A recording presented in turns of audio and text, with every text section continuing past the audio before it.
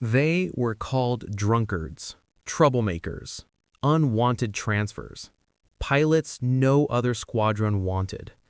And their commander?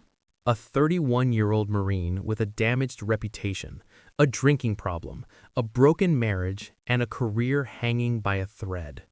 Yet, within 84 days, these so-called rejects would destroy more than 200 enemy aircraft, produce 9 aces, and become one of the most feared squadrons in the Pacific. This is the story of how the Black Sheep and their controversial leader, Gregory "Pappy" Boyington, turned one final chance into legend. A man with something to prove.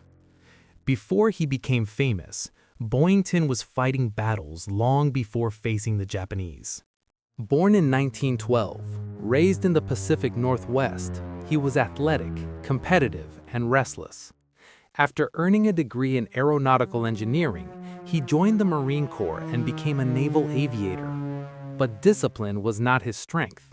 He clashed with superiors. He punched another officer. He drank heavily. His marriage collapsed.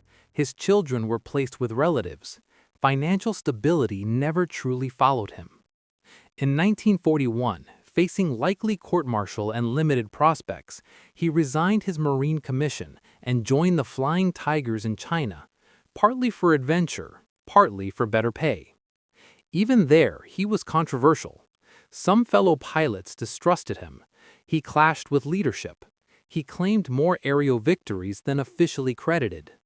By the time he returned to the Marine Corps in 1942, he carried baggage, professional and personal. He needed redemption. War would give him the opportunity.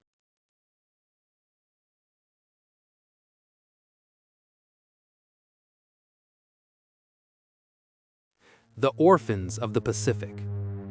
In August 1943, in the South Pacific, Boyington was handed a strange assignment. He was given a group of unassigned pilots, replacements, leftovers, men without squadron homes. Some were veterans, some were fresh out of training. None formed a cohesive unit. They had no proper aircraft allocation, no dedicated mechanics, no established identity, and they had less than 4 weeks to prepare for combat. This was Marine Fighter Squadron 214. At first, they jokingly called themselves Boyington's Bastards. Headquarters rejected the name, so they became the Black Sheep. The name stuck because it fit. They were outsiders, but outsiders with nothing left to lose are dangerous. Learning to survive. Their aircraft was the powerful but demanding Vought F-4U Corsair, fast, heavily armed, but difficult to handle. They often flew borrowed planes in questionable condition. They operated from rough island airstrips, Guadalcanal, Munda, Vella La Vella. They faced experienced Japanese pilots flying Agile Zero fighters. And unlike defensive squadrons, they flew over enemy territory. Being shot down meant capture or death.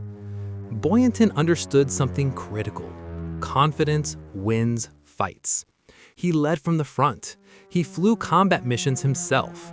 He attacked aggressively, but intelligently, using speed and altitude instead of turning dogfights into slow circling contests. He chose to fly aircraft in the worst conditions so his younger pilots wouldn't hesitate to take theirs. He created belief. 84 days of fury. What followed was extraordinary. In just 84 days of combat, the Black Sheep destroyed or damaged 203 Japanese aircraft. They achieved 97 confirmed air-to-air kills. They produced 9 aces. They sank supply ships and damaged troop transports. They received the Presidential Unit Citation for extraordinary heroism. Boyington himself shot down 14 enemy fighters in 32 days.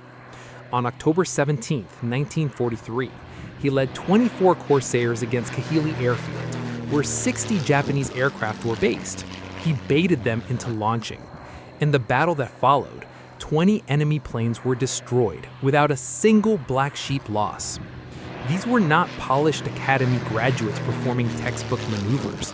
These were men rebuilding their reputations in the sky.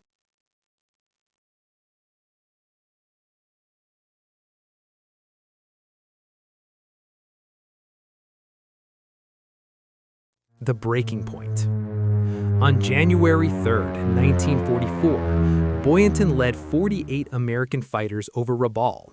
He shot down his 26th enemy aircraft, surpassing World War I ace Eddie Rickenbacker's record. Moments later, he disappeared into a chaotic dogfight. His wingman was killed. Boyington fell into the Pacific, not rescued by Americans, but picked up by a Japanese submarine. The fearless commander of the Black Sheep became a prisoner. 20 months in darkness. He spent nearly 20 months in brutal Japanese prison camps. He was not officially recognized as a POW by Japan. The Red Cross did not know his location. He was moved between camps, Rabaul, Truk, Ofuna, Omori. He endured hunger, isolation, uncertainty. For a man known for independence and bravado, captivity was psychological warfare. Yet, he survived. He later admitted that the forced sobriety in prison improved his health. That tells you something. Even his demons were temporarily subdued by necessity. He did not break publicly. He did not collaborate. He endured.